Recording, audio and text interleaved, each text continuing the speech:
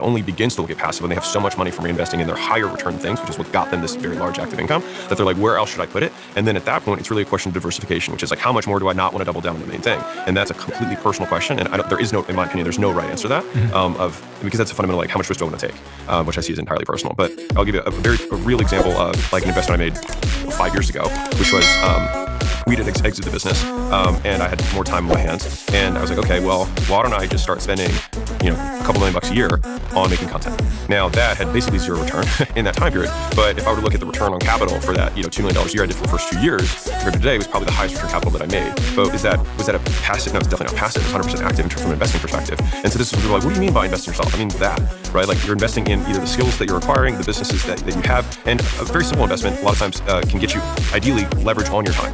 And so I'd rather think for the person starting out, not like, how do I make this passive? I'd rather say, how do I get more leverage on my active? And so like I could start by shoveling snow in the beginning. And then once I save up enough of my shekels, then I'll buy a snow blower. And all of a sudden I can go from doing, 1 driveway an hour to doing 3 driveways an hour. And then boom, I tripled my income. Now for that 1 week that my cash flow is down because I had to buy the equipment, I'll have made less money, but then I'll very quickly recoup it. Now to the same degree, that's in a capital expense from an equipment perspective, but you can do the same thing from a skills perspective I give a classic example of a phlebotomist, as somebody who draws blood.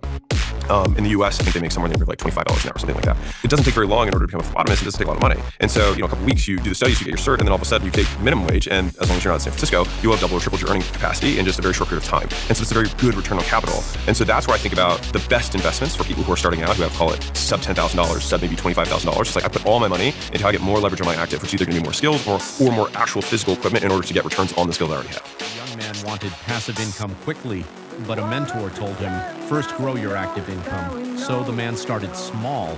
He shoveled snow for money. After saving some cash, he bought a snowblower. Suddenly, he could clean 3 driveways instead of 1 in the same time. His income tripled. Then he invested in learning new skills. Each skill increased his earning power even more. Soon he realized the secret. The best investment at the beginning isn't passive income, it's investing in yourself.